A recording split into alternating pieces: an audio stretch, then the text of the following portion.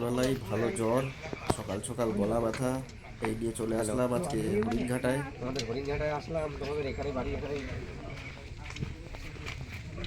দেখো দেখো আমি আছি এখন।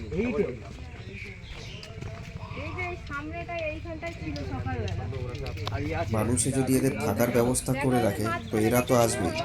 এরমভাবে ইটের পাজা, ইটের স্তূপ জড়ো করে রাখলে সাপ তো আসবেই। এর মধ্যে সাপ এসে ঢুকলে পরবর্তীকালে দোষ হবে সাপের।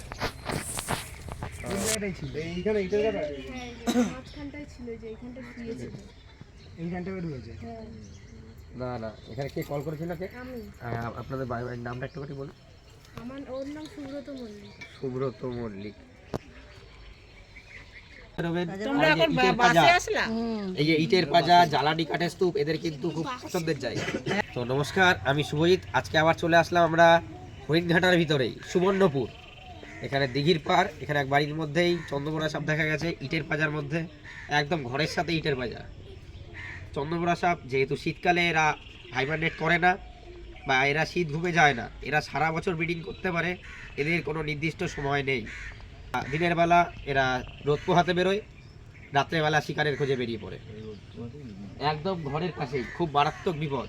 বাচ্চারা খেলাধুলা করে, খুব মারাত্মক বিপদের হাত থেকে বেঁচে গেছেন। এখন ইট সরানো হবে, দেখা যাক কি পরিস্থিতি।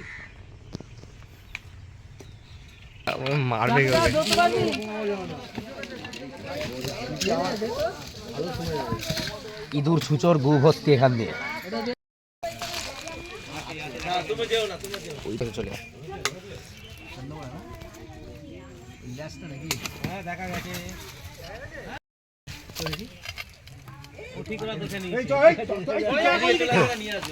ডাবল রেডি করে নি ওখানে থাক, ওখানে থাক।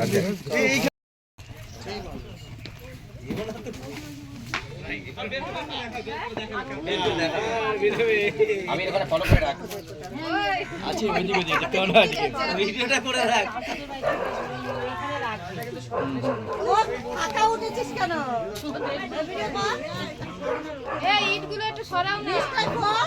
আপনারা একটু পিছন থেকে কথা বলবেন না, একটু চুপ থাকুন, একটু চুপ থাকুন।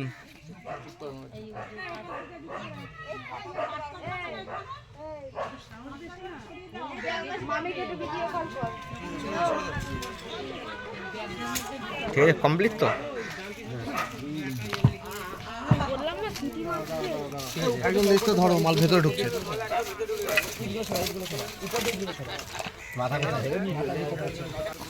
তুই ফোকাস সাপের দিকে রাখ, তুই আমার দিকে দেখতে হবে।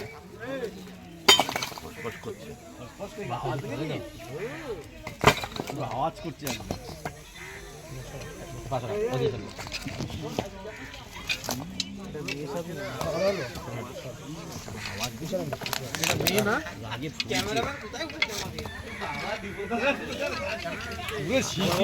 আওয়াজ করছে।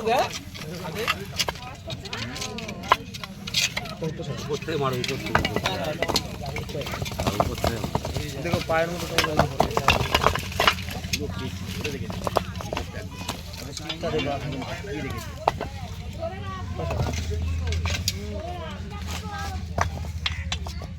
এইটা আরো জোরে আওয়াজ আসবে, এর থেকেও জোরে আওয়াজ ভাই। চলে যাচ্ছে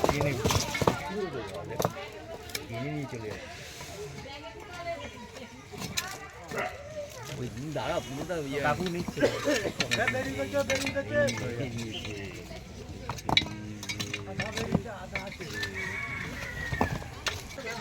না। ওদিক থেকে ভাঙলে আবার ওদিকে নিতে পারবে না, ওদিকে জাম হয়ে যাবে। আর দোকান আছে মানে ওদিক দিকে বেরিয়ে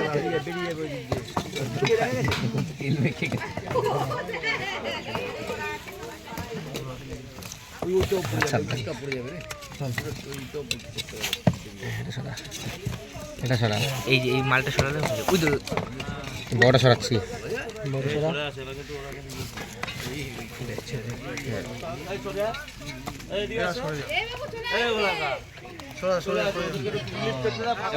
সরে যাও, সরে যাও।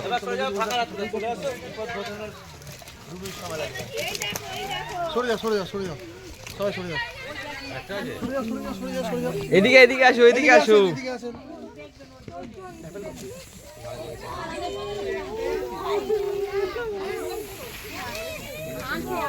লেগেছে না?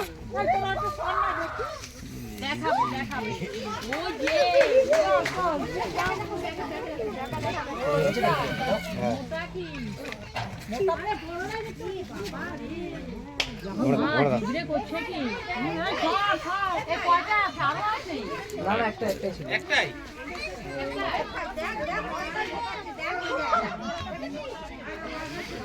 এইটাই যে তো আমাদের উঠানটি এটাই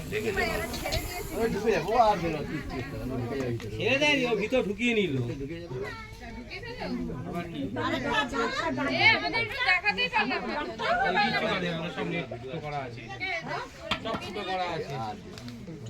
ওর মধ্যে মরবেও না, হ্যাঁ ভয় পেল না ওটা কোনো ব্যাপারই না, হ্যাঁ ধরে নিয়ে গেল।